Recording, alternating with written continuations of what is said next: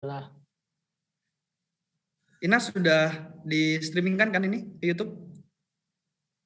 Rizky mana Rizky? Sudah ya, sudah live streaming. Sudah baik. Baik, izin untuk saya mulai. Bismillahirrahmanirrahim. Assalamualaikum warahmatullahi wabarakatuh.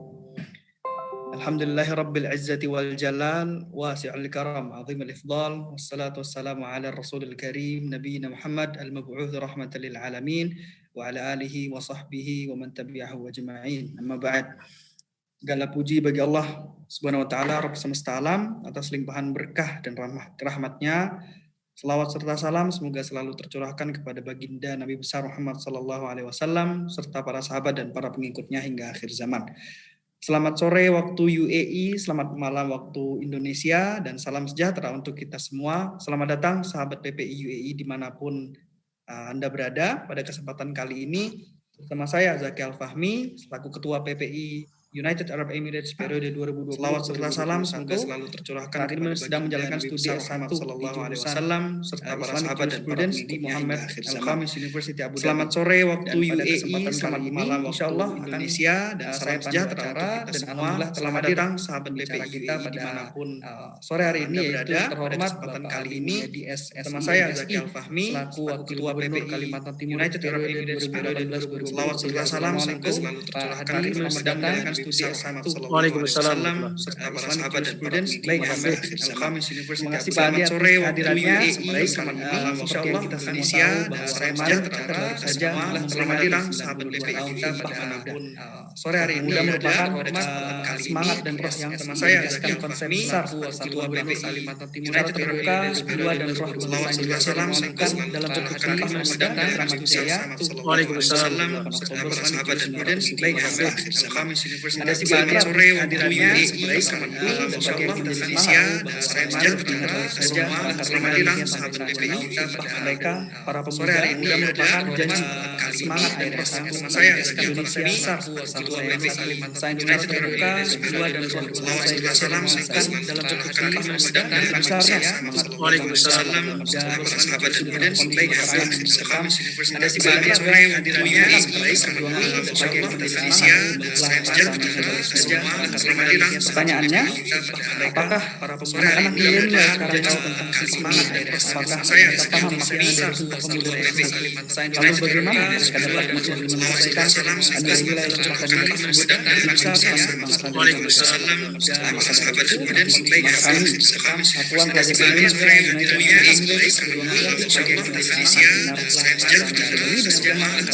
pertanyaannya, apakah para anak milenial sekarang terutama terutama saya paham dari sumpah pemuda lalu bagaimana mereka dapat menyelesaikan nilai-nilai sumpah pemuda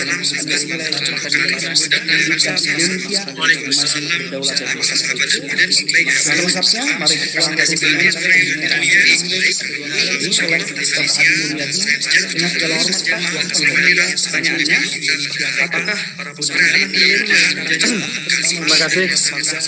Assalamualaikum warahmatullahi wabarakatuh. Selamat malam waktu Indonesia Tengah. Selamat sore waktu Abu Dhabi. Salam sejahtera untuk kita semua. Alhamdulillah, bersyukur pada hari ini bisa bertemu dalam webinar dengan satu tema dalam rangka peringatan.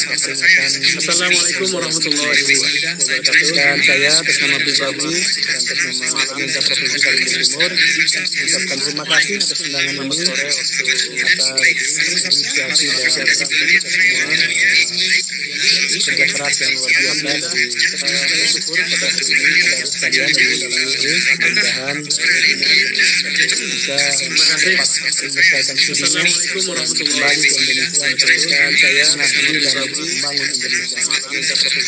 Tentu seperti yang disampaikan tadi, Sumpah Pemuda itu sudah 92 tahun yang lalu dan kita harus menyadari dan mencoba merasakan kira-kira 92 tahun yang lalu itu suasana seperti seperti apa.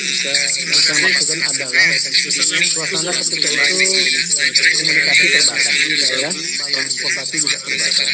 Kemudian itu yang namanya radio, televisi, media, dari koran maupun media cetak maupun media elektronik harus sangat-sangat terbatas. Tetapi pada saat itu ada hal yang menarik. Yang menarik yang saya katakan adalah pemuda-pemuda seluruh Indonesia pada saat itu berkumpul dengan satu tekad. Ini kita luar biasa, ya. Dan sekalian harus mencatat ini adalah sebuah pertemuan yang sangat luar biasa. Karena inisiatif ini adalah inisiatif di tengah keterbatasan dan di tengah tekanan penjajahan yang bertahun-tahun terhadap Indonesia. Dan kemudian akhirnya buah daripada Sumpah Pemuda yang bertekad satu bangsa, satu tanah air dan satu bahasa Indonesia itu adalah dimerdekakannya Indonesia pada tanggal 13 Agustus tahun 1945. Dan tentu ada sekalian sebagai pemuda harus mengambil semangat persatuan dan kesatuan ini sebagai bagian daripada cara kita untuk membangun Indonesia ke depan. Makanya kita harus belajar dari sejarah negara-negara lain. Kita lihat misalkan Czechoslovakia misalkan pecah jadi dua negara dalam usia yang sampai 50 tahun.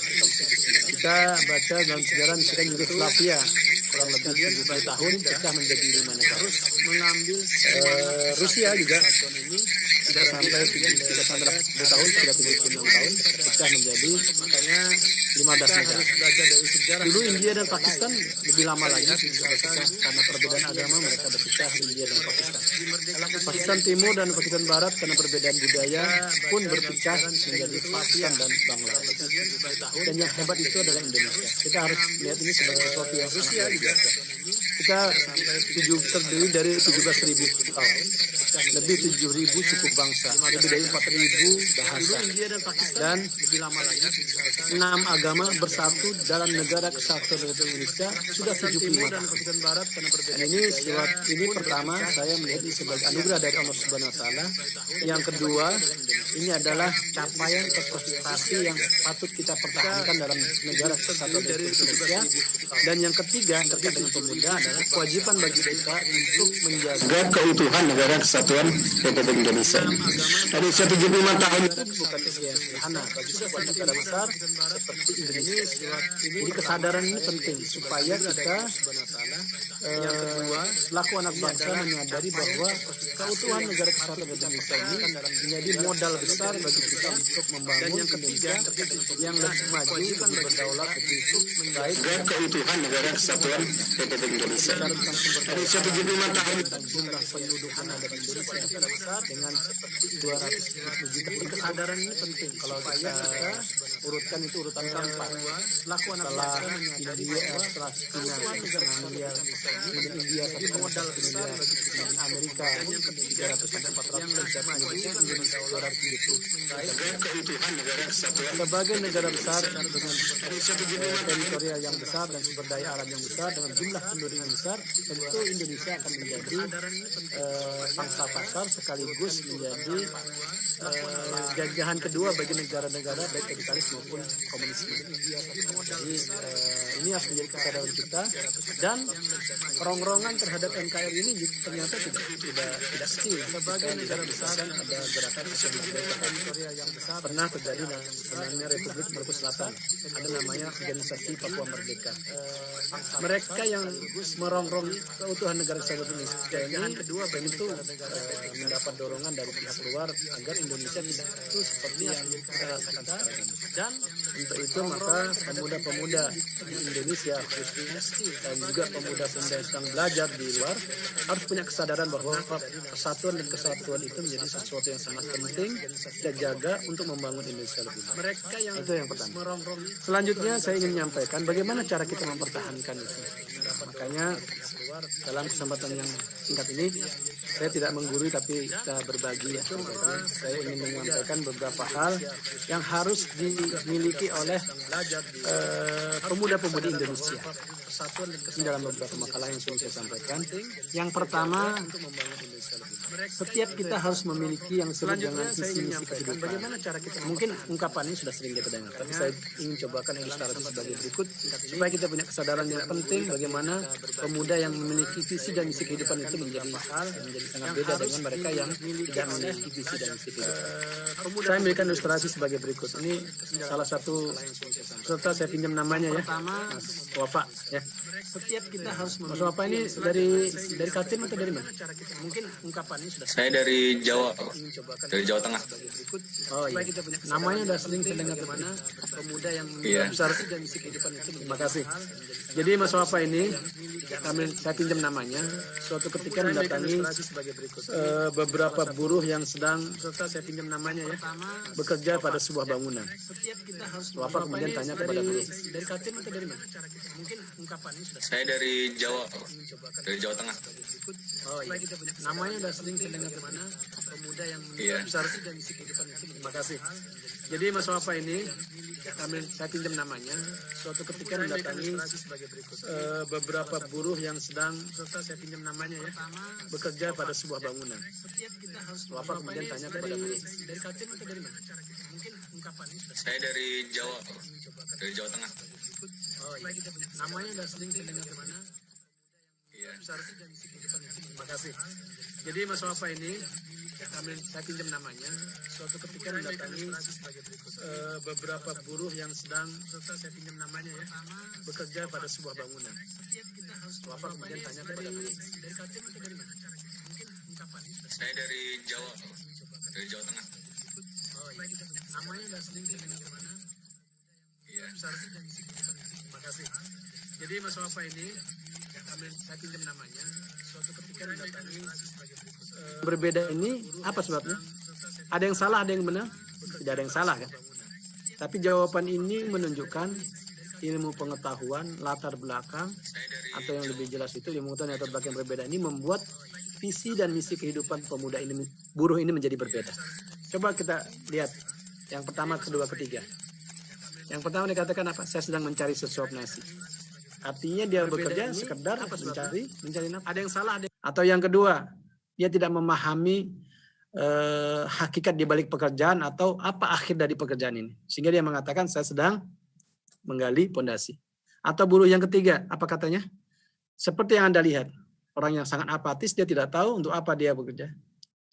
Gambaran ini tidak mustahil juga terjadi pada mereka yang sedang kuliah, mereka yang sudah berkeluarga, mereka yang sudah bekerja, yang hidupnya tidak jelas untuk apa. Mereka yang tidak punya tujuan hidup, mereka yang tidak punya orientasi hidup sehingga tidak jelas apa yang dicapai, apa yang ditargetkan tidak jelas. Coba lihat jawaban buruh yang keempat dan kelima. Apa katanya? Buruh yang keempat mengatakan, saya sedang membangun kampus. Artinya apa? Pondasi yang baru dibangun itu cikal bakal dari kampus yang akan dibangun kira-kira setahun kemudian setelah dia bekerja di situ. Maka karena dia tahu yang akan dibangun ini adalah sebuah kampus, maka dia kemudian memperlakukan cara bekerja itu sesuai dengan porsinya. Kalau dia kerja pondasi, cara bekerja sedemikian. Kalau dia mengerjakan detail daripada bangunan itu, tentu cara bekerja berbeda. Makanya kemudian orang yang kelima apa katanya? Saya sedang membangun peradaban manusia. Apa maksudnya? Dia tidak memahami bahwa bangunan itu bangunan sekedar fisik. Tapi dia menginginkan setelah dibangun ada interaksi di kampus itu yang kemudian menciptakan sumber daya manusia yang luar biasa, menciptakan kader-kader bangsa yang luar biasa, menciptakan pemuda-pemuda yang biasa yang akan membangun peradaban manusia. Nah, kalau kita bekerja dengan cara seperti itu, maka kita akan berbeda semangatnya, spiritnya, cara kita bekerja pun akan berbeda. Ini yang membedakan pemuda yang 1, 2, 3 dengan 4 dan 5. Nah, makanya sekalian, yang pertama, jadi pastikan kita memiliki visi dan misi kehidupan yang jelas. Jadi kalau misalkan ada sekarang sedang kuliah di itu harus jelas kapan saya harus selesai, kapan harus ada target kehidupan yang jelas, harus ada roadmap kehidupan yang jelas. Saya bertemu, mohon maaf, karena mungkin tentu ada sekalian umurnya jauh dengan saya. Saya bertemu dengan teman-teman seumuran saya. Saya sudah lebih 50 tahun. Ada teman-teman SMA, teman SD, teman SMP, yang dahulu waktu mereka kuliah, sesungguhnya mereka memiliki cukup fasilitas untuk banyak belajar, banyak berkarya atau banyak mendapat kesempatan untuk berlatih. Tetapi ternyata tidak mereka lakukan. Akhirnya sekarang mereka tidak memiliki ilmu pengetahuan yang cukup untuk bekerja, tidak memiliki keterampilan yang cukup untuk bekerja. Waktu dari SMP, dari SD sampai yang hampir 50 tahun itu menjadi sia-sia. Tidak ada satupun ilmu pengetahuan yang mereka miliki. Makanya orientasi kita dalam membangun kehidupan ini, pertama kalau kita punya visi misi yang jelas, maka kita harus punya target. Kira-kira kapan saya harus selesai kuliah, kapan saya harus menikah, kapan saya harus bekerja, apa yang harus saya lakukan, jangka pendek, jangka menengah, dan jangka panjang. Nah, makanya dalam kesempatan ini coba izinkan saya menyampaikan sebuah pandangan dari para ahli psikologi. Mereka mengatakan dewasa itu, mereka membagi dewasa itu dalam 3 termin. Ada namanya dewasa dini, dewasa pertengahan, dan dewasa sempurna. Yang mereka maksudkan, yang dimaksudkan adalah dewasa itu ada ada cara kerja yang berbeda. Saya mencoba membaca dari beberapa orang dalam klasifikasi dewasa dini, dewasa pertengahan, dan dewasa menengah ini, maka saya ambil yang di tengah-tengah. Saya mengklasifikasikan dewasa dini itu usia 20-30 tahun, dewasa pertengahan itu umur 30-40 tahun, dan dewasa sempurna itu 40 tahun ke atas. Yang ingin saya sampaikan dalam kesempatan ini adalah bahwa apa yang harus kita lakukan pada 3 fase usia dewasa ini. Dan saya kira adik-adik sekarang sudah mulai masuk usia dewasa dini. Dewasa dini itu harus selesai, ini secara singkat aja ya, harus selesai namanya KKN. Kuliah kerja nikah. Bukan kuliah kerja nyata, kuliah kerja nikah. Maksudnya pada usia 20-30 tahun pastikan kita merencanakan bahwa saya sudah selesai minimal S1, kemudian bekerja itu dalam pengertian bukan harus jadi PNS ya, tapi sudah bisa mengkreat kehidupannya supaya punya penghasilan. Kemudian sudah nikah. Makanya jangan lewat daripada itu. Jadi usia 20-30 tahun pastikan sudah selesai kuliah, bekerja, dan menikah. Yang saya sebut dengan KKN tadi. Makanya sekarang adik sekalian, hitunglah berapa umur sekarang, berarti pastikan sebelum umur 30 tahun, 3 hal ini bisa selesai. Yang kedua, usia dewasa pertengahan, yaitu 30-40 tahun. Usia dewasa pertengahan 30-40 tahun ini, yang kita harus lakukan adalah menyempurnakan yang sudah dilakukan KKN pada usia dewasa dini. Jadi kalau sudah tadi KKN, kuliah, maka harapannya 30-40 tahun itu bisa menyelesaikan S2.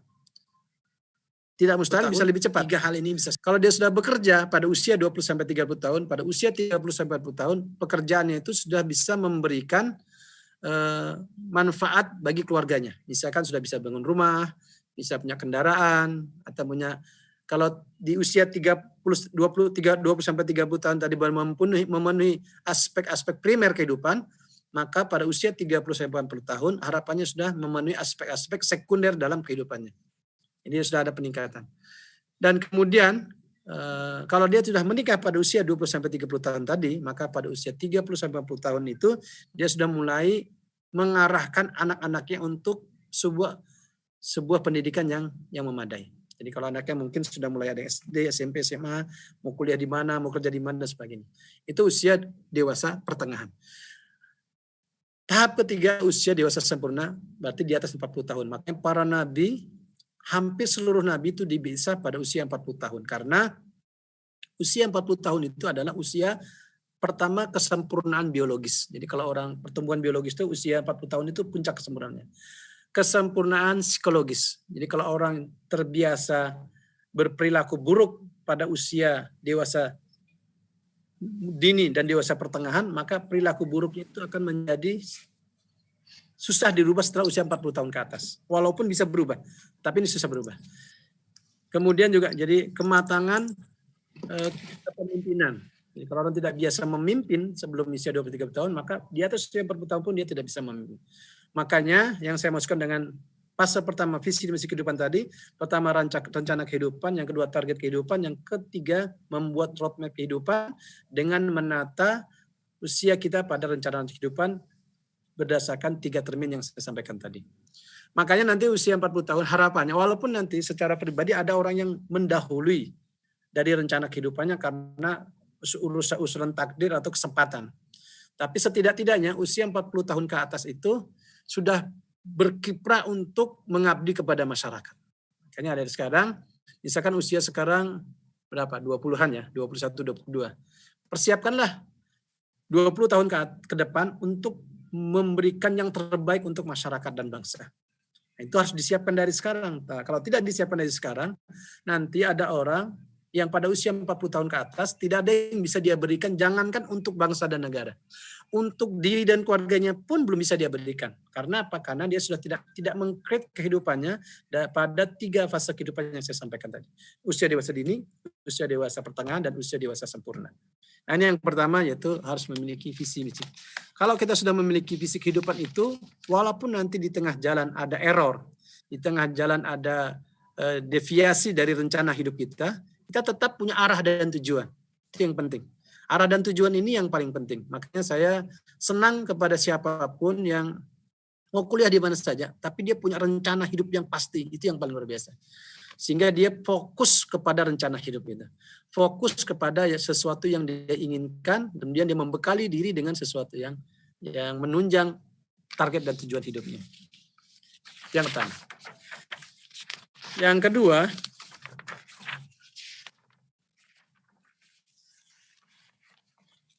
untuk mencapai tujuan itu maka mau tidak mau setiap kita harus menjadi pembelajar cepat dan pembelajar yang tidak pernah berhenti belajar. Ini yang kedua. Ini kalau tadi rencana kehidupan, maka yang kedua bagaimana menjadi pembelajar cepat. Maka mau tidak mau setiap kita yang ada di sini, saya bersyukur dan berterima kasih dan bangga ada sekalian kuliah di Emirat, berarti setidak-tidaknya memiliki kemampuan bahasa Arab dan bahasa Inggris. Itu sudah luar biasa. Tetapi tentu tidak cukup sampai di situ. Harus ada kompetensi lain yang harus terus dikembangkan dan ditingkatkan supaya kompetensi itu ada saatnya dibutuhkan dalam situasi-situasi tertentu. Makanya pemimpin besar itu biasanya tidak mau pernah berhenti belajar. Jadi jangan pernah berpikir jadi pemimpin kalau menganggap pembelajaran itu berhenti sampai pada saat S1, S2, S3 saja. Tidak pernah kita sampai meninggal dunia pun kita harus terus belajar. Sampai akhir hidup kita harus terus belajar. Makanya meningkatkan kompetensi diri ini menjadi penting. Saya kalau bicara soal rezeki ya, kalau kita bicara soal rezeki dalam konteks tadi usia dewasa dini dan pertengahan, kita akan menemukan saya menemukan beberapa teman saya, misalkan saya punya teman itu alumni Timur Tengah di Jakarta. Waktu zaman-zaman tahun 80 90 dia menerjemahkan banyak buku. Dengan menerjemahkan banyak buku itu kemudian bisa membangun rumah, bisa menghidupi keluarganya. Ini baru bicara satu keterampilan yaitu bahasa Arab, ya kan? Bayangkan kalau dia memiliki bahasa yang lain. Atau misalkan keterampilan lain. Makanya dalam konteks belajar ini atau dalam konteks meningkatkan kompetensi diri ini saya ingin menyampaikan dulu tentang teori Gardner. Jadi seorang ahli pendidikan dari Harvard University, Profesor Howard Gardner mengatakan ada 8 tipe kecerdasan. Ini penting untuk diketahui supaya kita bisa memetakan diri dan nanti kalau sudah berkeluarga memetakan anak-anak didik kita. Gardner mengatakan secara umum kecerdasan itu ada 8, kata Gardner. Yang pertama kecerdasan matematis logis. Sebelum saya lanjutkan, Mas Zaki, ini waktu saya kalau habis tahu ya. Oh enggak, Pak Adi. Jadi kemarin di Turn of Reference juga kita bikin 1 hour 15 minutes karena mau kasih freedom buat Pak Adi Mulyadi. Jadi tidak dibatasi Pak Adi, silakan Pak Adi. Siapa tahu tiba-tiba mati gitu. Ini berarti ya terima kasih lah kalau begitu. Oke. Saya ingin menjelaskan apa yang disampaikan oleh Gardner dalam teorinya yang disebut dengan teori Gardner. Gardner ini mengatakan 8 tipe kecerdasan.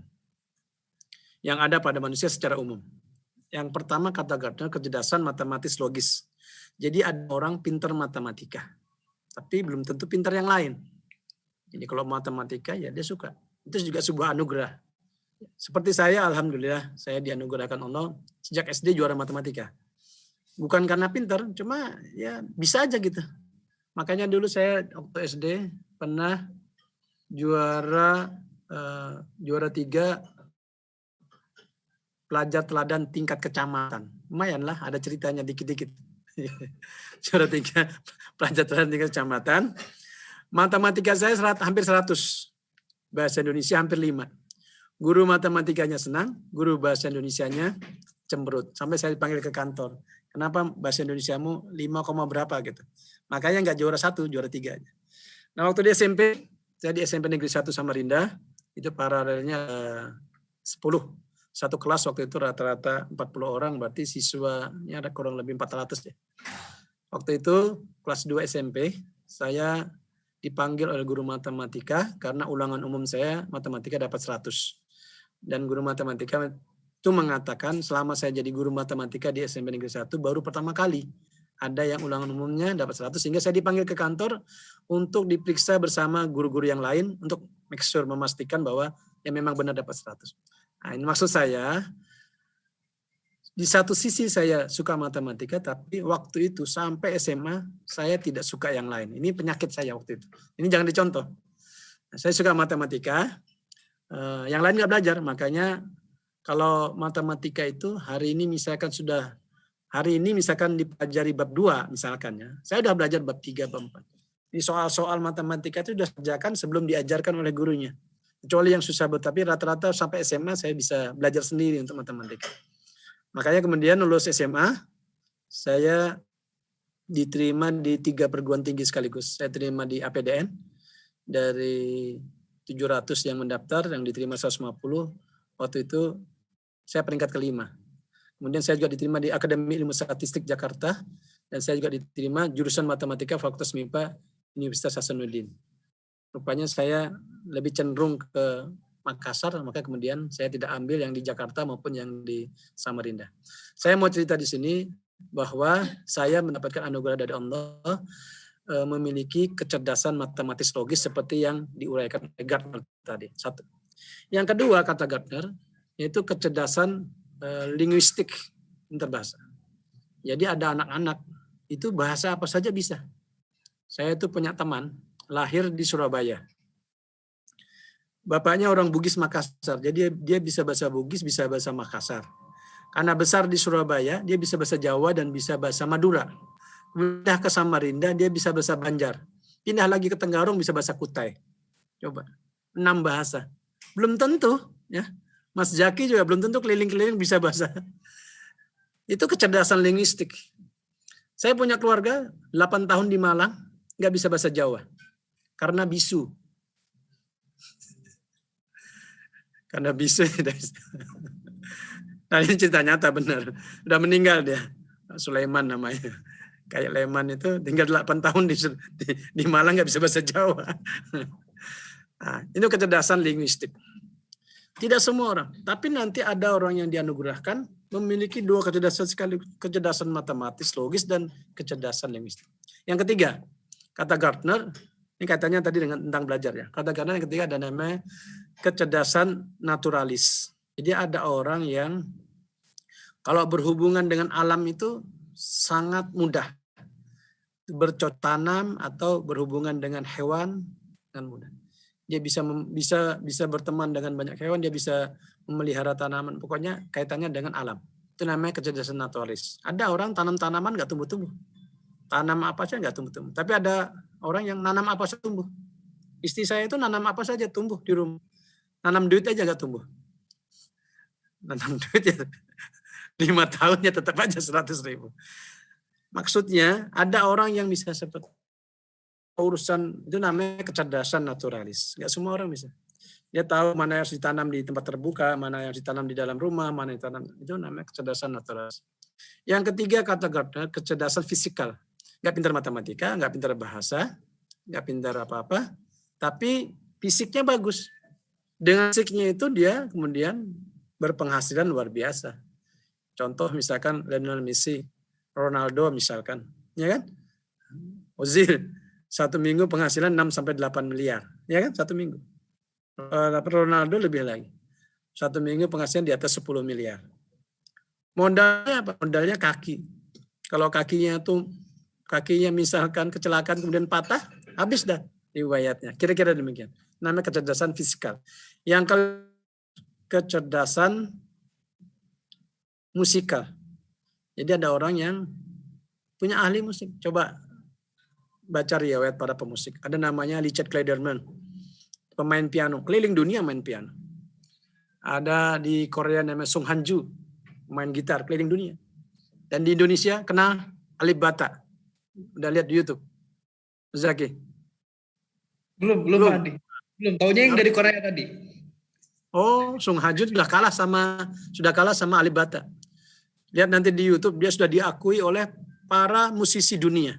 Luar biasa. Dia fingerstyle-nya itu luar biasa, Alif Bata.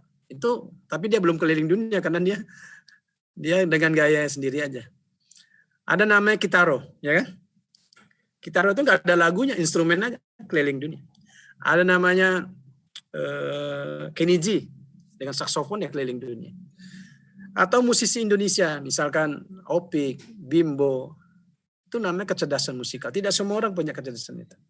Ini yang kelima. Yang keenam kata Gardner, apa ya? Lupa saya. Kecerdasan spasial. Jadi ada orang yang memiliki kecerdasan tentang ruang dan waktu. Jadi ciri-cirinya, kalau nanti adik-adik misalkan punya keponakan atau anak, dia masuk di mall misalkan, muter-muter, dia bisa kembali ke tempat awal itu berarti kecerdasan spasialnya bagus. Di otaknya itu tentang ruang itu terpetakan dengan baik. Jadi ada orang misalkan berpergian misalkan dari Samarinda ke Jakarta, udah ratusan kali ke Jakarta nggak ngerti dia. Ini di mana sedang di mana. Oke lah kalau ke Jakarta itu kota besar ya. Atau misalkan dia ke Samarinda saja. Atau ke kota-kota kecil di Kalimantan. Dia nggak bisa tahu ini tembus di mana, ini tembus di mana. Itu berarti kecerdasan spasialnya lemah. Nah itu kecerdasan tersendiri. Biasanya itu anak-anak bisa diukur seperti itu. Yang repot dan katanya biasanya ibu-ibu itu kecerdasan spasialnya lemah. Wanita. Karena kalau sudah masuk mall 3 jam nggak keluar-keluar. Ternyata bukan tidak cerdas. Habisin ATM suaminya. Nah, itu bab lain itu. Nah, itu namanya kecerdasan spasial. Yang ketujuh kata Gardner, kecerdasan interpersonal. Jadi kecerdasan dalam berhubungan dengan orang lain atau berkomunikasi dengan orang lain. Ini sebuah kecerdasan sendiri. Kemudian yang ke-8 kata Gardner, kecerdasan intrapersonal. Jadi kemampuan seorang memetakan dirinya, mengetahui lebih kurang dirinya atau sesuatu tentang dirinya, dan kemudian dia bisa menempatkan di mana dia berada, bertemu dengan siapa, dalam situasi bagaimana. Itu kecerdasan tertinggi menurut Gardner. Banyak orang pintar tapi tidak bisa menempatkan diri pada saat di mana dia bicara, dengan bertemu dengan siapa dan sebagainya. Nah, yang ingin saya sampaikan dalam kesempatan ini bahwa setiap kita harus yakin semua orang yang hidup itu minimal diberi satu tipe kecerdasan oleh Allah Subhanahu wa taala. Karena tanpa itu dia meninggal. Jadi setiap orang hidup itu berarti diberi minimal satu potensi kecerdasan. Jadi jangan pernah merasa kita ini tidak punya apa-apa, itu salah.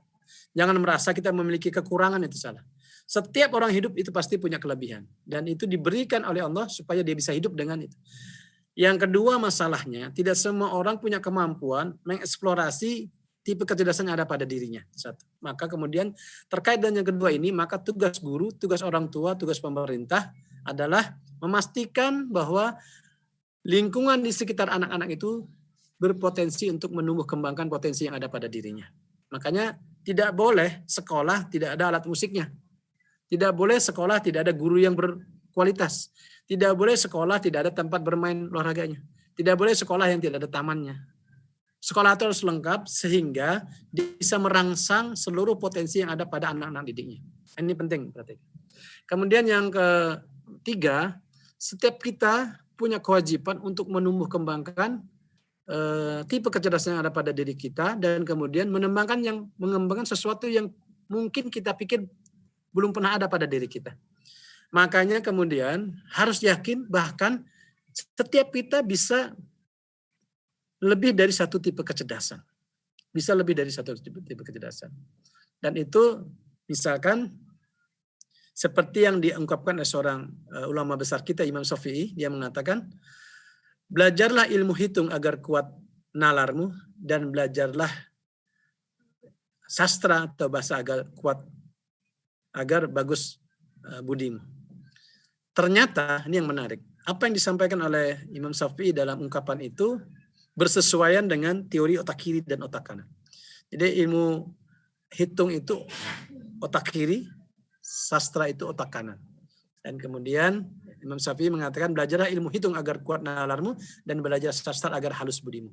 Beliau ingin mengatakan kepada kita tentang teori keseimbangan otak kiri dan otak kanan. Dan itu ternyata 12 abad kemudian, apa yang disampaikan oleh Imam Syafi'i itu bersesuaian dengan teori otak kiri, otak kanan.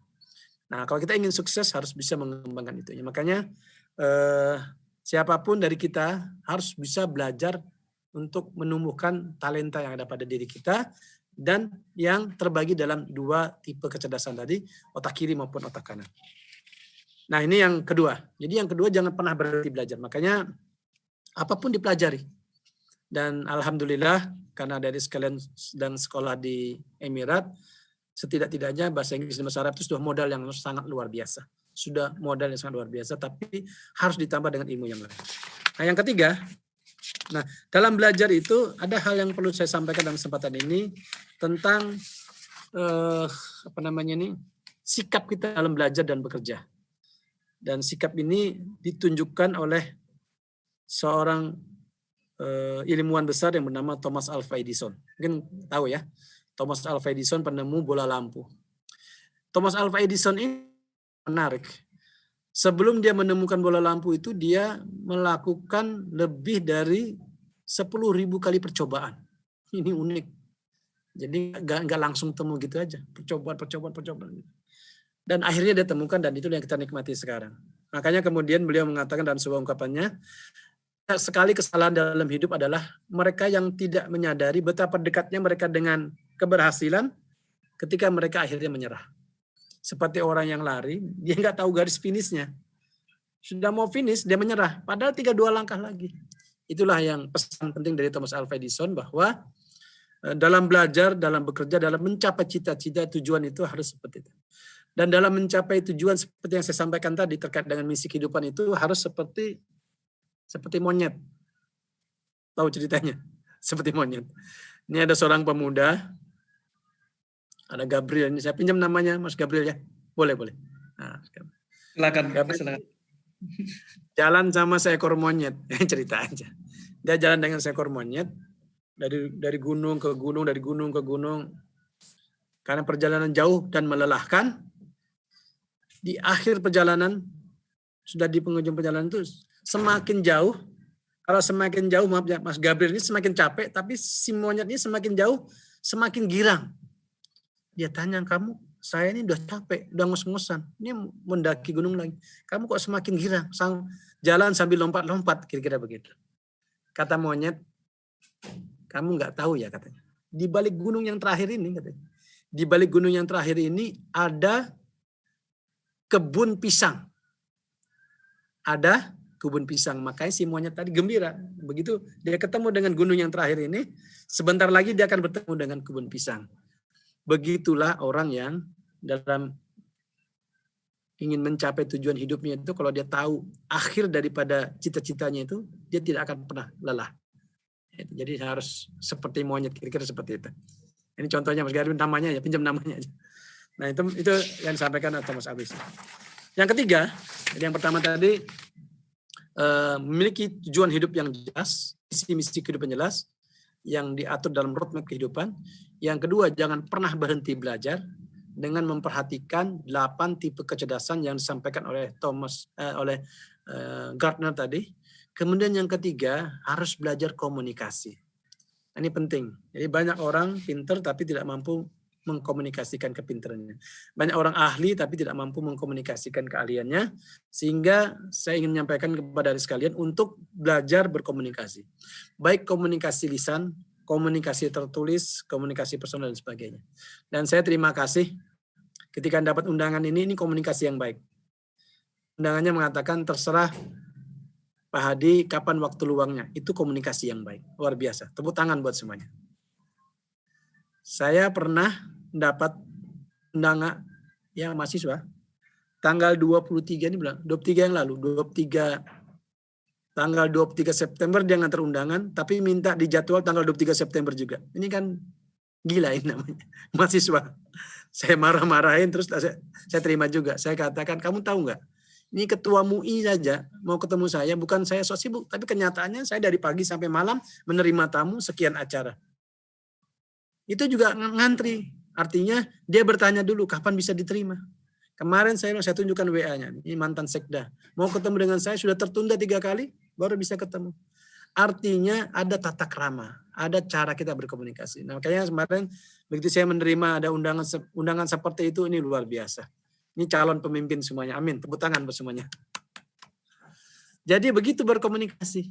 Nah, makanya ada pesan penting dari mantan Presiden Amerika, Gerald Ford. Gerald Ford ini mengatakan, kalau saya harus kuliah lagi, saya hanya akan belajar 2 hal. Pertama, belajar menulis. Yang kedua, belajar berbicara di depan umum.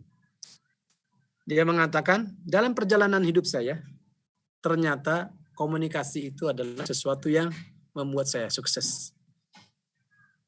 Jadi apa yang dia katakan, ini kan Presiden Amerika. Ngapain dia kuliah lagi, ya kan? Kuliah lagi nggak penting udah Presiden Amerika. Dia mengatakan kalau saya harus kuliah lagi, saya hanya akan belajar 2 hal. Pertama, belajar menulis. Yang kedua, belajar berbicara di depan umum. Dan dia mengatakan itulah komunikasi. Dan dia mengatakan ternyata dalam perjalanan panjang hidup saya, yang paling penting itu adalah komunikasi. Makanya sekalian belajar berkomunikasi. Belajar komunikasi itu belajar pastikan orang kalau bertemu dengan kita itu nyaman.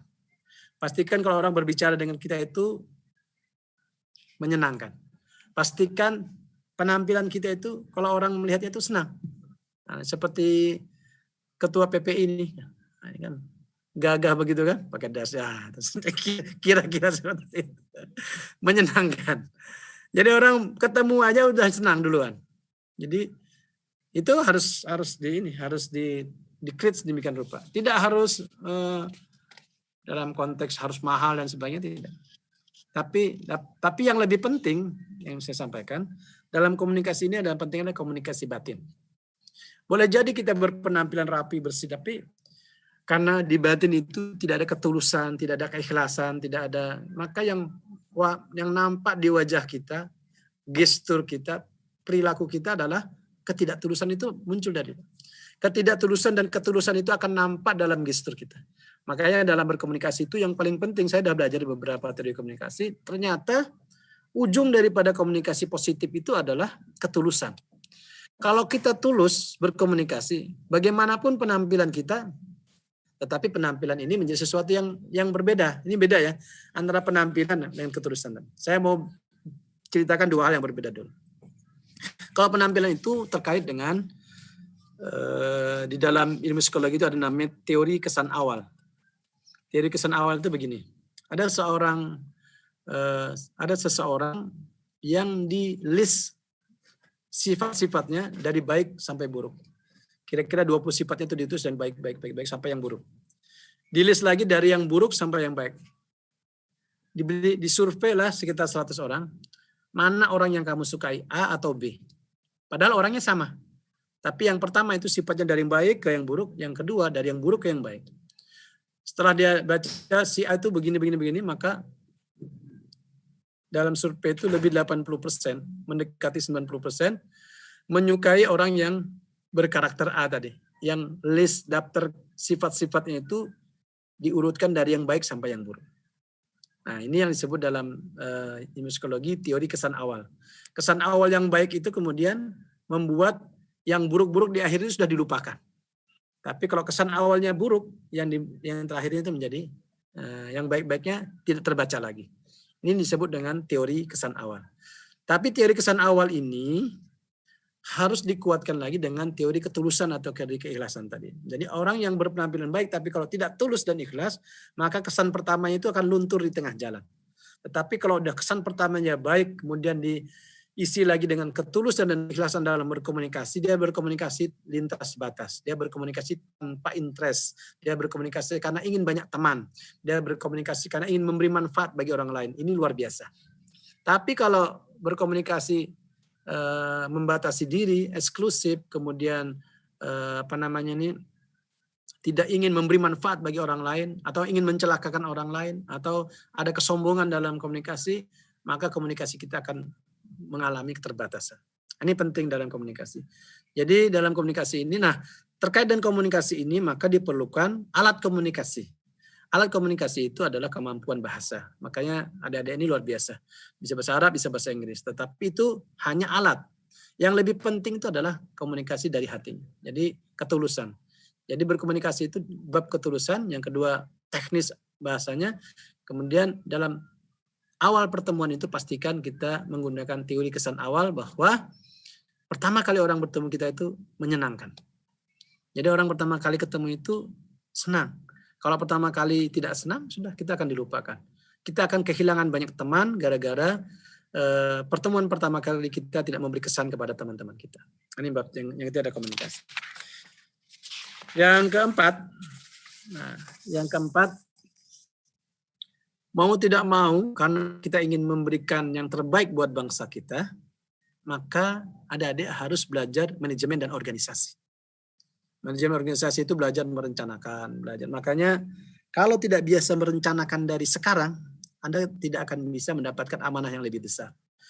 Kalau tidak bisa belajar bermusyawarah, merencanakan, mengorganisir, kemudian mengeksekusi di sekarang, tidak akan mendapatkan amanah lebih besar karena orang ini menilai kemarin diberikan amanah ini saja nggak bisa dikerjakan. Itu akan ini. Kemarin misalkan diberikan amanah mengelola organisasi. Atau diberi dana sekian tidak bisa digunakan, maka orang yang akan memberikan amanah pun mikir-mikir, ini orang nggak bisa. Makanya belajar berorganisasi itu untuk bagian daripada meningkatkan skill dan kompetensi kita dalam konteks memimpin atau menjalankan sebuah organisasi. Karena kita ingin mengabdi kepada bangsa dan negara, maka semua yang kuliah di sini harus belajar organisasi. Makanya saya suka ini ada Persatuan Pelajar Indonesia ini harus dijadikan sebagai sarana untuk belajar. Bukan untuk untuk mencari ketenaran, popularitas, lupakan yang seperti itu. Kalau kebetulan ada buah daripada pembelajaran untuk kita menjadi tenar dan populer, itu tidak masalah, tetapi itu bukan tujuan. Tetapi tujuannya adalah menjadi belajar lebih banyak supaya nanti ketika ada amanah yang lebih besar, sudah terbiasa mengorganisir hal yang dari yang kecil. Saya bersyukur ini mudah-mudahan bisa jadi contoh ya. Saya dari kecil itu sejak SD itu saya tuh sudah membawa pulpen. Saya waktu SD setiap akhir pekan itu membuat catatan. Saya tulis nyuci baju, setrika baju, potong kuku. Itu ada sekitar 10 agenda, nanti itu harus diselesaikan secara setiap minggu sekali. Ternyata ini kan berkembang. Itu kan waktu SD. Waktu SMP yang saya kerjakan sudah lebih daripada itu. Maka speednya kalau tadinya mingguan, waktu SMP saya sudah menjadi harian. Speed pekerjaannya. Ketika saya kuliah, udah berubah lagi. Saya sudah berpikir setiap jam. Ketika saya bekerja, saya tiap hari dulu, karena belum ada HP ya. Belum ada HP, setiap hari saya bawa pulpen dan kertas. Karena saya dulu pernah jadi kepala sekolah, setiap ide yang muncul langsung saya tulis. Setiap ada pesan langsung saya tulis. Supaya saya terbiasa mengorganisir persoalan yang banyak. Nah sekarang saya pernah jadi dosen. Saya pernah jadi guru. Saya mengajar sejak sudah 25 tahun saya jadi guru. Saya pernah mengajar TK, SD, SMP, SMA, S1, S2, 8 perguruan tinggi. Kulus, aljabar linear, analisa numerik, model matematik, statistik, matematika ekonomi, dan matematika teknik. Itu mata terutama yang matematika teknik. Biasanya kalau bukan fakultas teknik agak susah mempelajari itu. Nah, maksud saya begini.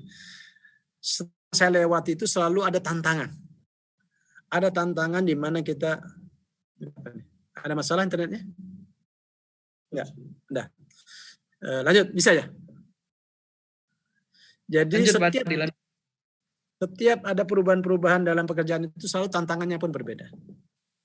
Kalau kita tidak terbiasa menghadapi tantangan dan mengorganisir tantangan itu dengan baik, kita tidak akan mendapatkan amanah dari orang lain. Contoh misalkan ya, saya dulu pulang dari Makassar kembali ke Samarinda, tahun 2000 saya diterima menjadi dosen politeknik yang tes 42 orang, yang diterima hanya 2 orang. Saya salah satunya lulus. Teman-teman saya, mohon maaf ya, saya dulu mendirikan sebuah partai. Saya terlibat dalam sebuah partai. Teman-teman saya se-Kalimantan Timur meminta saya menjadi ketua partai. Kenapa mereka meminta seperti itu? Pasti mereka menilai ada kompetensi, ada kecakapan yang membuat saya layak untuk ditawari pekerjaan itu. Walaupun secara materi nggak ada materi, karena saya justru harus mundur dari PNS ketika itu. Jadi tahun 2001 saya keluar dari PNS, kemudian saya memimpin partai. Nah, yang seperti ini, mohon maaf, kita tidak, misalkan gini, Pak Zaki diangkat sebagai ketua PPI, pasti teman-temannya melihat ada kecakapan yang membuat dia layak untuk mendapatkan itu. Nah, kecakapan-kecakapan ini harus kita pelihara, kepercayaan kepada orang lain bahwa kita memang benar-benar menyelesaikan pekerjaan. Nanti pasti orang akan melihat lagi. Suatu saat nanti ada apakah sebuah perusahaan atau organisasi yang lebih besar daripada ini, dia melihat akan ada daftar 5 tahun yang lalu anak-anak dari Uni Arab itu sini hadisnya, itu akan menjadi ingatan orang. Dan itu tidak sekedar ingatan orang, tetapi itu juga amanah dari Allah SWT. Makanya persiapkan diri untuk belajar mengorganisir dari yang kecil sampai yang besar. Tidak akan mungkin. Saya pastikan semua yang ada di sini tidak akan mungkin Anda semua jadi pemimpin besar kalau tidak biasa dari sekarang mengorganisir dari hal-hal yang kecil. Nah, hal yang kecil itu sampai pada urusan pribadi, urusan menata kerjaan di rumah. Karena begini, kalau Anda tidak terbiasa seperti itu, nanti mohon maaf bisa mati berdiri itu. Kenapa? Karena urusan ini mulai urusan uang, mulai urusan pakaian. Mohon maaf, saya dulu ketua Komisi 1 DPRD Kaltim tahun 2004-2009. Saya wakil ketua DPRD Kaltim 2009-2014, kemudian wakil ketua Komisi 7 DPR RI 2014 sampai 2018. Pekerjaan waktu itu tidak sepadat seperti sekarang dapat amanah wakil gubernur. Sekarang semua urusan ada. Saya merangkap wali kota, merangkap bupati. Karena kadang-kadang urusan-urusan di kecamatan mereka langsung kepada saya. Ini mengorganisirnya tidak gampang, menjawabnya tidak gampang, memberikan solusinya tidak gampang. Kalau tidak terbiasa dari kecil, maka kita akan ada 2. Apakah kita menjadi orang yang apatis kemudian tidak bertanggung jawab, tidak kemudian memberikan kesempatan orang lain berkomunikasi dengan kita, yang akhirnya selesailah urusan kita. Kalau kita tidak punya kesempatan untuk mengerjakan hal-hal kecil secara rinci detail dan terbiasa menghadapi seperti itu, walaupun tekanannya berat, maka kita tidak akan bisa menaiki tangga di atasnya lagi. Makanya hakikat ujian dan cobaan itu adalah supaya kita naik tangga kelas. Nah, makanya tadi kita hanya bisa melewati itu kalau dari sekarang membiasakan diri menyelesaikan persoalan-persoalan diri kita secara efektif dan efisien. Semakin banyak tantangan, itu berarti kita sedang diuji untuk naik tangga lagi. Semakin dapat tantangan, berarti kita sedang diuji naik tangga lagi. Dan kalau kita mampu melewati tangga-tangga itu, maka yang memberi amanah pada hakikatnya adalah Allah SWT, dan masyarakat yang memberi amanah itu menilai kemampuan kita dalam menyelesaikan semua masalah itu. Yang kelima adalah kemampuan kepemimpinan. Nah, menjadi pemimpin itu harus berbeda dengan orang biasa kan. Ini ada kisahnya nih. Ada kisah seorang buruh mengadu kepada bosnya. Seorang buruh ini ngadu kepada owner perusahaannya lah gitu. Dia iri dengan temannya yang berfungsi bekerja sebagai mandor. Dia katakan, saya ini Pak, kepada bosnya ya, saya ini kerja bolak-balik ngangkat barang, ngangkat itu, ngangkat ini, honor saya lebih kecil daripada si mandor. Mandor itu kerjanya cuma ini aja, nunjuk-nunjuk aja. Honornya lebih besar. Terus suatu saat si bos ini memanggil mandor dan si buruh tadi. Sambil ngobrol bertiga, tiba-tiba di depan toko, ini toko bangunan ya anggaplah. Datang mobil truk di depan toko. Terus si bosnya ini perintahkan kepada si buruh, coba keluar, ada apa di luar? Dia keluar, dia kembali, ada mobil, truk. Ya maksudnya truk ini bawa apa? Dia balik lagi, bawa pasir. Maksudnya bawa pasir mau diapakan? Balik lagi, mau dijual. Harganya berapa? 10 kali dia bolak-balik. Urusan, apa namanya ini? Urusan mulai dari truknya, isinya apa, mau dijual kemana. Sudah 10 kali bolak-balik ngos-ngosan. Maka kemudian dipanggillah si mandor. Coba kamu lihat ke depan. Mandor ini kelupaan, balik dia lapor Pak Bos, kira. Truk dibawa si Ahmad dari Tenggarong, isinya pasir, mau dijual sekian, harganya sekian, sebagainya. Nah, baru kemudian si bos ini mengatakan kepada si buruh, itulah bedanya buruh sama mandor. Nanti, itulah bedanya buruh sama mandor. Mandor itu punya kemampuan melihat secara utuh dalam satu kali penglihatan, sementara si buruh ini ya bolak-balik. Nah, saya ingin sampaikan kepada adik sekalian, beda buruh, beda mandor, beda lagi pemimpin, ya kan? Di atasannya, bosnya ini. Ini punya karakter yang berbeda. Nah, kalau kita bekerja seperti cara kerja buruh, tidak akan bisa naik pangkat ke atas. Karena orang menilai. Saya sebagai bos misalkan akan menilai, oh ini sudah 2 tahun kerja sama saya, cara kerjanya, cara kerja buruh. Ya mungkin saya beri amanah lebih besar. Karena saya bisa menilai cara dia bekerja. Cara dia mengambil keputusan, cara dia mensikapi pekerjaan, cara dia mengorganisir pekerjaan, cara dia memanage pekerjaan. Oh ini nggak bisa jadikan anak ini, bapak ini nggak bisa diangkat pangkat, nggak bisa jadi mandor. Berhenti sampai di situ, sampai pensiun jadi buruh aja. Nah ini harus kita pelajari. Makanya belajar kepemimpinan itu, apa yang saya sampaikan ini, mohon maaf, tidak mungkin kita dapatkan hanya sekedar kuliah. Anak kuliah S1, S2, S3 tidak akan bisa mendapatkan yang disebut dengan cara mengorganisir, cara memimpin, cara berkomunikasi. Itu bisa didapatkan kalau kita berorganisasi. Makanya belajarlah berorganisasi dimanapun berada dan belajar untuk pintar membawa diri dalam berorganisasi. Nah, kalau kita bisa seperti itu, maka dengan 5 modal tadi yang saya sampaikan, insya Allah akan luar biasa. Nah, tentu izinkan saya menyampaikan apa yang disampaikan oleh Muhammad Ali. Muhammad Ali tahu kan? Tinju. Kata Muhammad Ali, jika pada usia 50 tahun, Anda masih berpikir seperti usia 20 tahun, maka Anda kehilangan 30 tahun. Ini kalau umur 20 tahun ini, sekarang Anda kan semoga dengan apa yang saya sampaikan ini bisa merubah cara berpikir kita, sehingga pada usia 50 tahun nanti, tidak harus menunggu 50 tahun, pada usia 30 tahun cara berpikir sudah berbeda. Mungkin ada ilmu pengetahuan dari yang lain lagi, itu yang membuat ilmu kita berkualitas. Kata Muhammad Ali, jika pada usia 50 tahun Anda masih berpikir seperti usia 20 tahun, maka Anda kehilangan umur 30 tahun. Karena apa 30 tahun kita tidak ada yang bisa kita kembangkan. Ada sekali yang saya hormati. Yang terakhir tentu, jangan lupa untuk terus berdoa. Karena dalam proses tadi perencanaan hidup, ya kan? Pertama. Kemudian dalam proses belajar, kemudian belajar dalam proses komunikasi, dalam proses organisasi dan kepemimpinan 5 tadi, ada hal-hal yang kadang-kadang membuat kita mengalami kalau pesawat turbulensi, ya kan? Turbulensi dalam kehidupan. Mungkin misalkan turbulensi di tengah jalan kita meninggal. Ibu kita meninggal, bapak kita meninggal, beasiswa diputus, terjadi apa? Itu namanya turbulensi dalam kehidupan. Turbulensi dalam kehidupan itu bisa terjadi kapan saja dan di mana saja.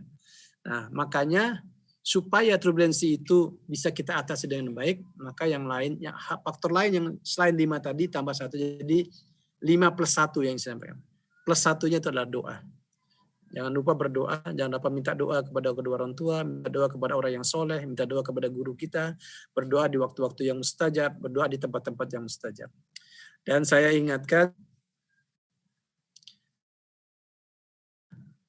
itu ada teman saya masuk WC, baca doa tidur. 2 jam nggak keluar-keluar, nanti tidur dalam WC. Itu namanya salah berdoa. Nah, salah berdoa ini saya ceritakan terakhir ya. Ini terakhir banyak nih peserta ini. Terakhir apa namanya nih? Kok dipotokan mana? Biar lengkap. Kisah tentang seorang pemuda kalau nggak salah kisahnya di Basrah di Irak. Di pemuda ini apa namanya nih? Sudah berusia agak lama. Sudah usianya agak berumur maksudnya, belum nikah. Akhirnya dia apa namanya ini mencari calon istri. Bertemulah dia dengan seorang imam yang punya 3 anak gadis yang mohon maaf ya, wajahnya itu nggak jelas. Mau dikasih angka 6 ketinggian, angka 5 kerendahan. Pokoknya wajah susah dinilai kira-kira. Tapi begitulah dia menikah dengan gadis itu yang sudah tua juga.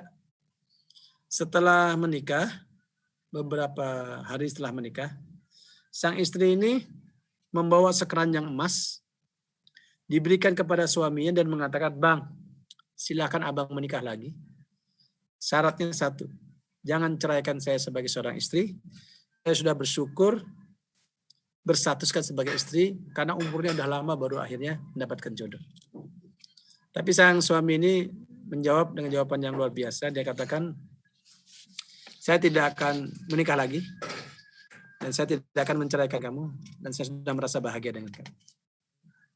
Kemudian ketika istrinya itu hamil, ini yang menarik. Sang istri ini berdoa. Dia berdoa dengan sungguh-sungguh dan definitif. Doanya itu disebutkan. Dia ingin dapat anak laki-laki yang ganteng dan soleh. Anak laki-laki yang soleh dan ganteng. Kegantengannya itu dideskripsikan, matanya, hidungnya, kulitnya. Lahir anak yang pertama, gantengnya lebih ganteng dari suaminya, jauh lebih ganteng daripada suami. Wajahnya itu, apalagi lihat kalau dari ibunya nggak ada ciri, nggak ada miripnya dengan ibunya. Hamil kedua, yang menarik, dia berdoa lagi dengan cara yang sama. Dia minta kepada Allah agar mendapatkan anak yang soleh dan ganteng, laki-laki.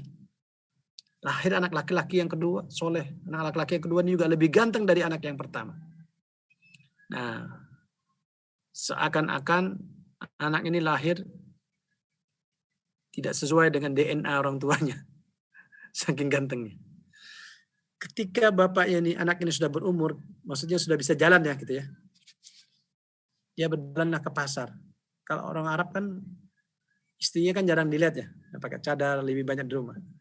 Berjalanlah sang ayah ini bersama 2 orang anaknya. Semua teman-temannya yang bertemu dengan sang ayah ini mengatakan, luar biasa. Dari mana kamu cari istri?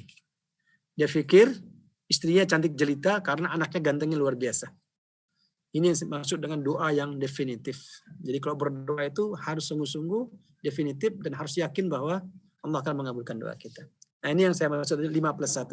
Jadi 5 hal tadi yang saya sampaikan dalam bekal kita dalam mengisi membangun negara. Yang keenam, jangan lupa berdoa agar ketika kita mengalami turbulensi dalam menjalani kehidupan itu ada pertolongan Allah yang membuat cita-cita, tujuan dan harapan kita tetap tercapai walaupun mungkin waktunya menjadi lebih panjang. Demikian adik sekalian yang saya hormati. Terima kasih atas perhatiannya. Saya berdoa mudah-mudahan semua sukses, diberikan kemudahan dalam belajar dan segera kembali ke Indonesia untuk membangun Indonesia. Kalau ada kesempatan S2, silakan S2 dulu, tapi jangan berpikir lama-lama di luar negeri. Kita membutuhkan adik sekalian untuk membangun Indonesia. Terima kasih. Burung Rian, Burung Cendrawasih, sekian dan terima kasih. Wassalamualaikum warahmatullahi wabarakatuh. Waalaikumsalam warahmatullahi wabarakatuh. Terima kasih Pak Hadi atas pemaparan materinya. Sangat menarik. Ini tadi mungkin di awal Pak Hadi mungkin belum terlalu melihat banyak peserta yang masuk, tapi percaya Pak di YouTube sudah ramai Pak yang nonton Pak. Alhamdulillah teman-teman langsung share link YouTube-nya tadi. Sudah ada beberapa pertanyaan juga yang masuk. Dan pertanyaan yang pertama Pak, ini izin ini hal yang relate juga. Jadi ini pertanyaan yang disampaikan oleh wakil ketua, partner saya mengurus organisasi PPI UAE, Jadi Pak, tentang apabila kita melanjutkan studi di luar negeri dengan mengambil jurusan agama, Pak Hadi, apakah ada chance untuk kita masuk ke ranah politik dan seberapa besar kemungkinan kita untuk bisa sukses dalam ranah politik tersebut? Begitu Pak. Mungkin dijawab per pertanyaan saja Pak. Silakan Pak Hadi. Oh, satu-satu. Iya, satu-satu. Ya. Jadi kalau mau dielaborasi apa yang saya sampaikan tadi, ini kaitannya dengan tujuan hidup. Jadi tujuan hidup itu kita harus pastikan bahwa kita ingin memberi manfaat yang sebanyak-banyaknya bagi orang lain.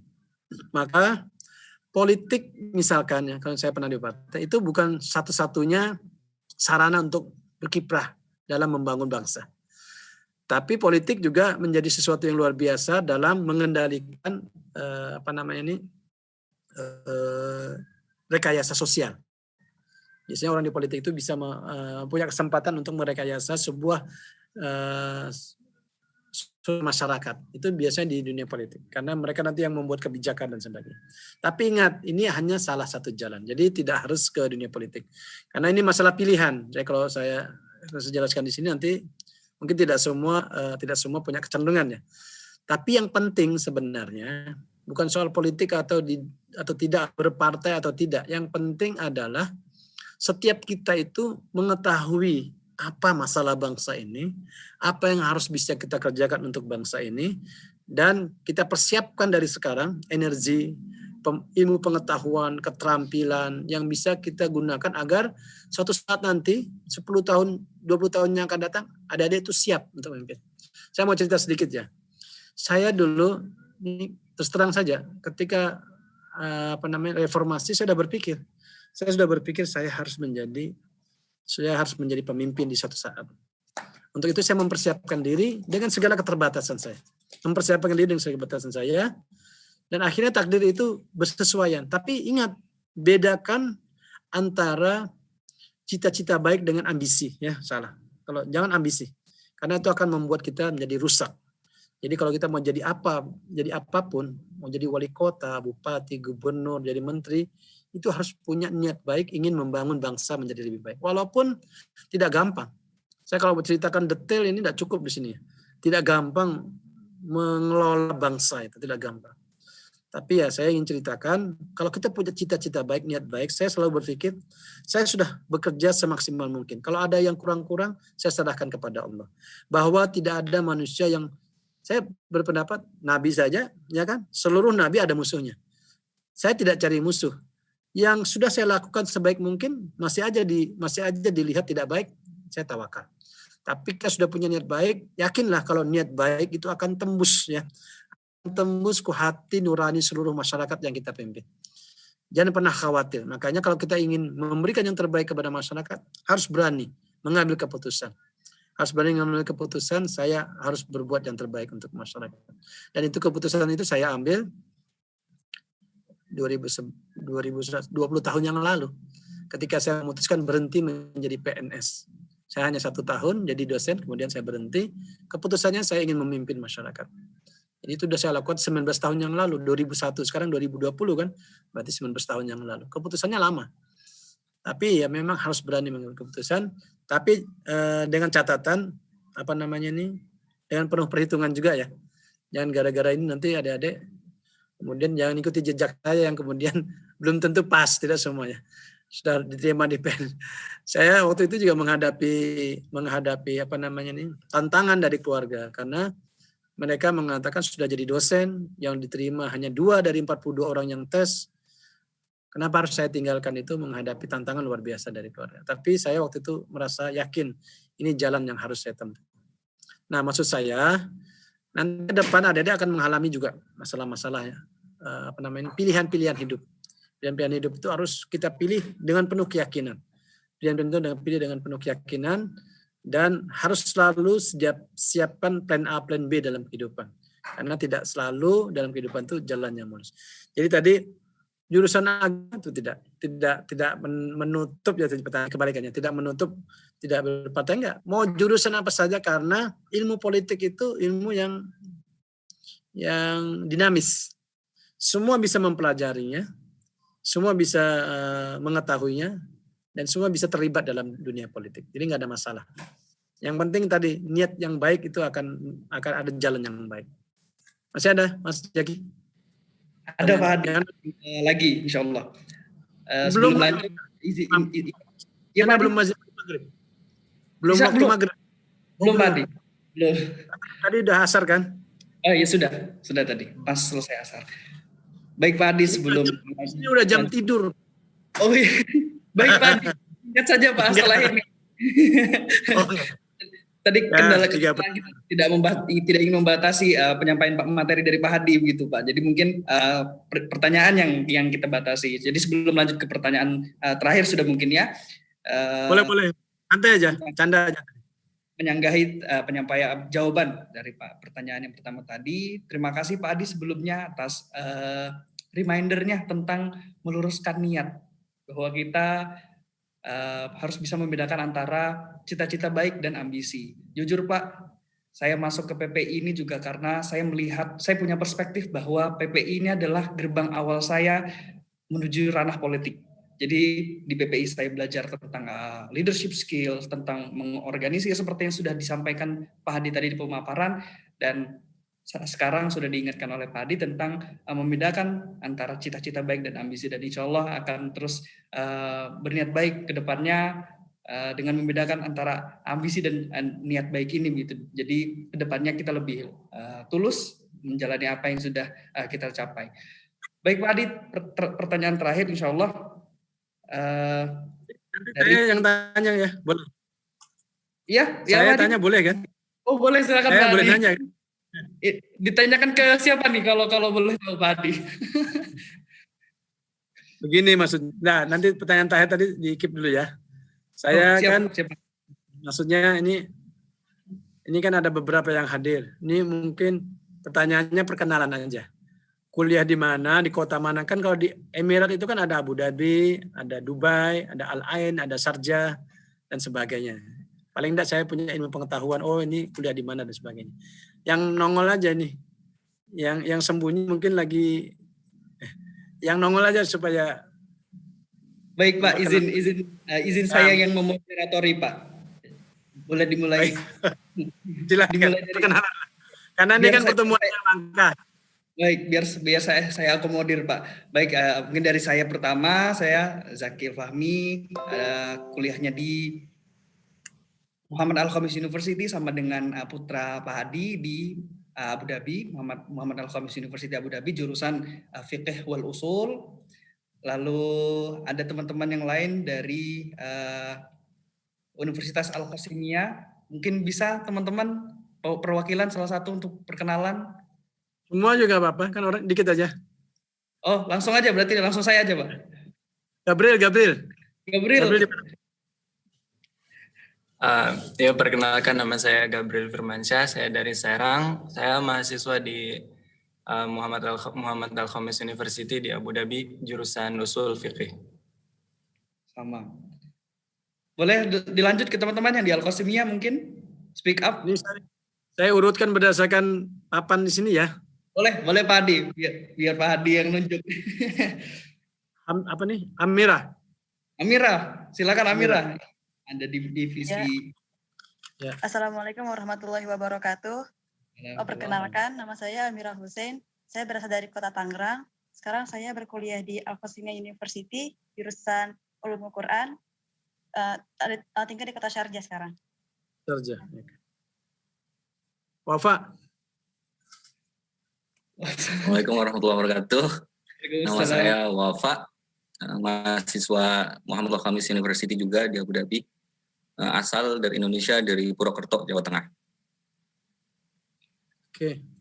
Sofia. Assalamualaikum warahmatullahi wabarakatuh. Pertama saya ingin mengucapkan terima kasih kepada Bapak atas ilmu yang bermanfaat. Semoga berkah buat kita semua. Nama saya Sofia, saya sekarang kuliah di Al-Qasimiyah University, Sharjah, jurusan Syariah dan Dirasat. Saya berasal dari Tangerang Selatan. Dulu SMA-nya di mana? SMA kebetulan saya di pesantren Gontor. Oke. Silakan Mbak Rida Mujahidah. Assalamualaikum warahmatullahi wabarakatuh. Perkenalkan Pak, nama saya Rida Mujahidah. Sekarang kuliah di Al-Qasimiyah University di Sarjah bareng Sofia dan Amirah. Kuliah sekarang jurusan Syariah dari Dirasat Islamiyah dan tinggal di Kota Sarjah. Lanjut, Mbak siapa tuh? Nas. Perkenalkan, nama saya Ines Yasmin, asal dari Riau. Sekarang sedang melanjutkan studi di Al-Qasimiyah University, jurusan Economics and Management. Jurusan apa tadi? Economics and Management, Pak. Oh, oke. Semia. Lanjut, Aisyah. Assalamualaikum warahmatullahi wabarakatuh. Perkenalkan, nama saya Aisyah Fitria Salihah, asal Kuningan, kuliah di Al-Qasimiyah University, jurusan Al-Quran. Oke. Siapa nih? Indahan Nurul ya? Tuh. Bismillahirrahmanirrahim. Perkenalkan, nama aku Indahan Nurul Rahmah. Saya belajar di Al-Qasimiyah University jurusan jurusan Syariah. Oh, berarti ini yang mbak-mbak semua ini baru ya? Baru diterima, begitu? Di Sarjah semua, di kos. Tahun. Sudah sejak setahun, Pak Adi. Oh, sudah setahun. Ya, betul. Sudah jalan setahun. Ada teman saya itu anaknya baru diterima di Sarjah juga, di Qasimiyah. Namanya mungkin termasuk yang calon mahasiswa baru ini, Pak. Jadi memang kita sedang urusin ya. Ada teman-teman yang di Al-Qasimiyah. Dari Samarinda. Tapi baik. dulu semuanya di Kuwait kalau nggak salah. Siapa namanya? Lupa. Namanya Pak Ali Hamdi ya. Oh, Pak Ali Hamdi, baik Pak. Ya, namanya Pak Ali Hamdi. Tapi karena lagi kuliah online ya, sedang di Samarinda dia. Mungkin nanti tahun depan baru ke sana. Nah, itu pertanyaan dari saya. Terima kasih dan saya berdoakan semoga semua sukses ya. Dimudahkan kuliahnya dan jangan lupa untuk terus berkomunikasi dengan orang tua supaya orang tua terus mendoakan. Saya kira semua tahu. Apa? Iya belum. Tadi ada pertanyaan satu ya? Belum. Terakhir silakan. Pak. Baik. Ya. Jadi dari Inas tadi dari salah satu mahasiswi di Al-Qasimiyah University. Jadi Inas menanyakan bahwa Inas ini tertarik tentang pembahasan organisasi yang Pak Hadi paparkan tadi. Jadi menurut Pak Hadi, bagaimana cara kita untuk memotivasi teman-teman yang siap dipimpin tapi belum siap memimpin? Jadi bagaimana kita how to build our leadership skills, Pak Hadi? Gitu, Pak. Terima kasih. Saya kira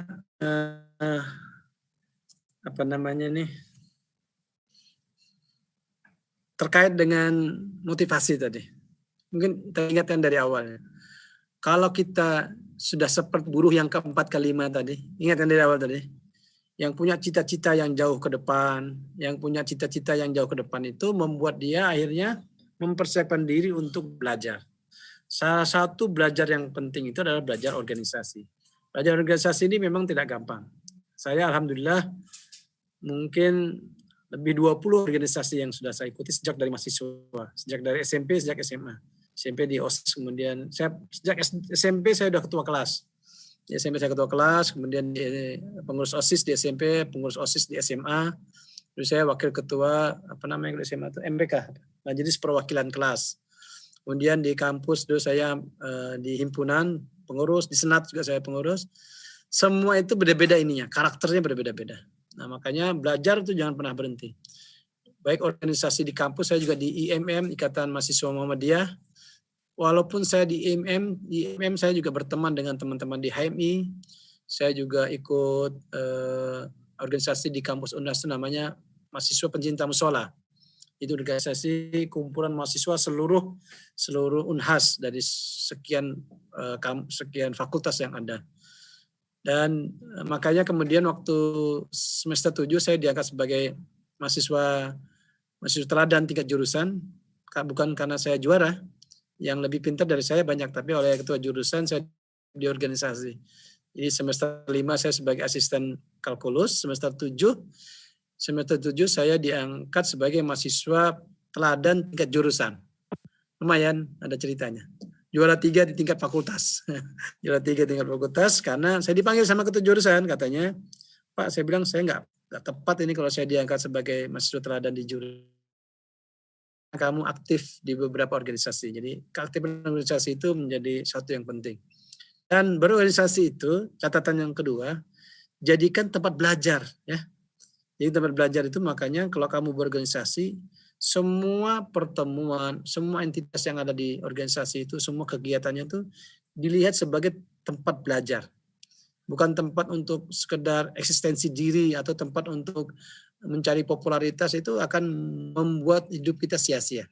Tapi jadikan dia sebagai tempat belajar. Nah, kalau dia jadikan tempat belajar, maka dimanapun kita berada, kita berusaha selalu menyerap pembelajaran yang banyak dari dimanapun kita berada. Sekarang misalkan di PPI ya belajar. Nanti kalau pulang ke tanah air, ada organisasi apa, ikuti aja.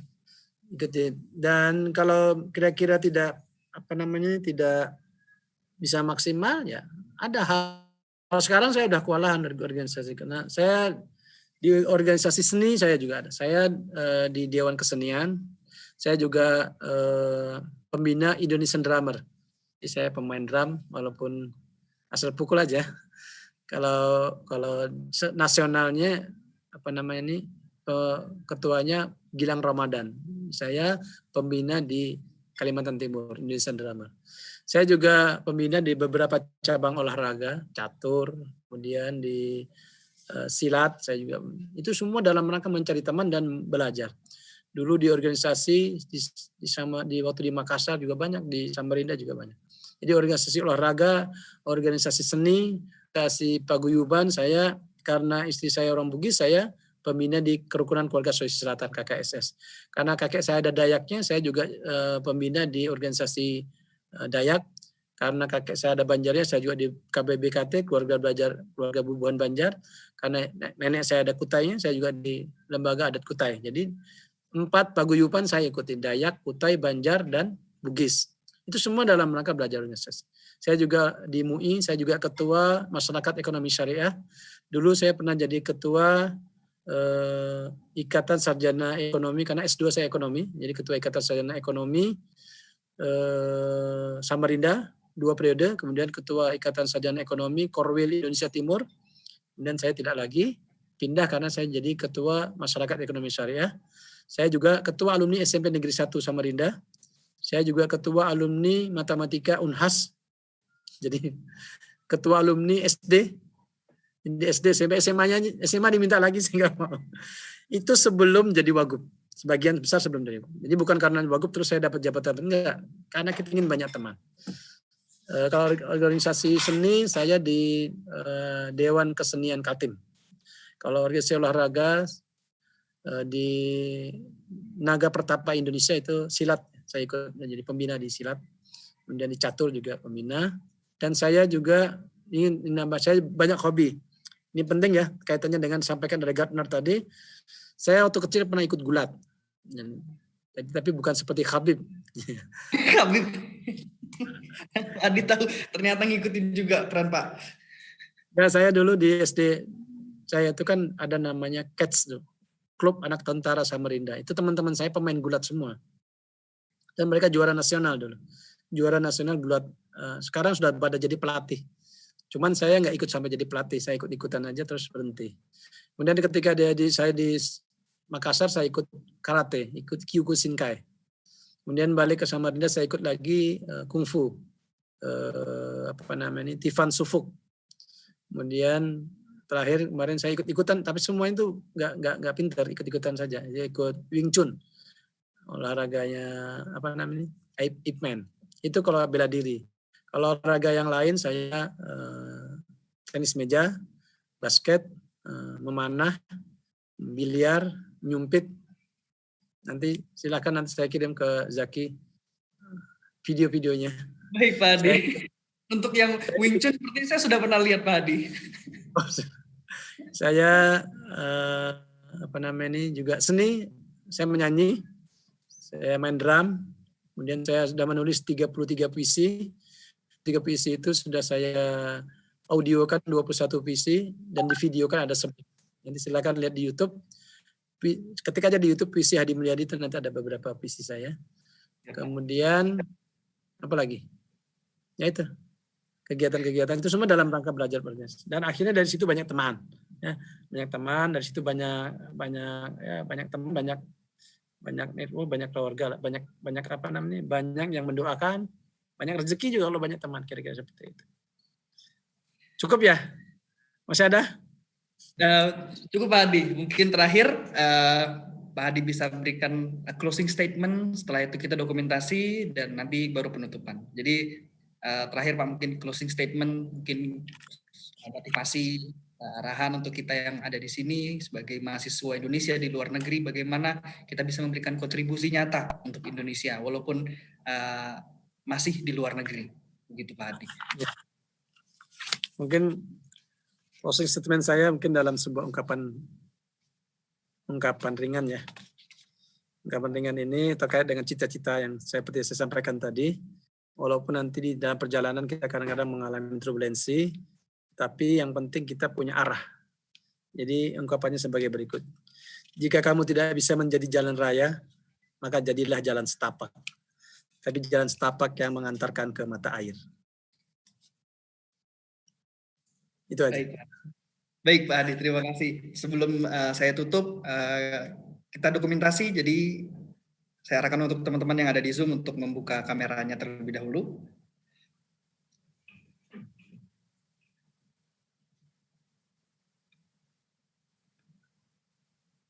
Aura dan Afifah, lalu ada Umdah dan Iqbal.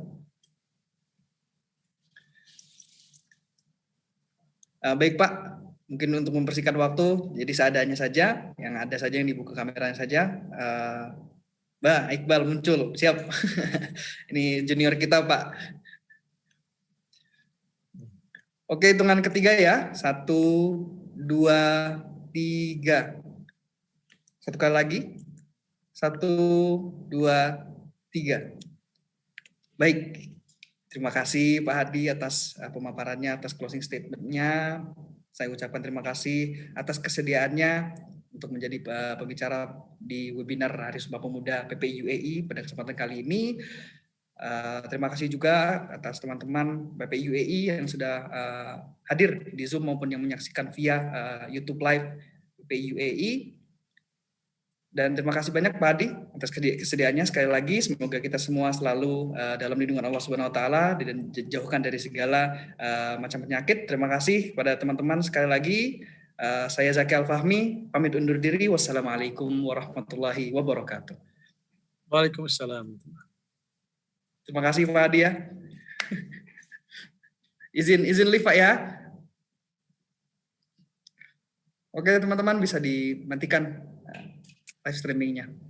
Terima kasih teman-teman yang sudah hadir.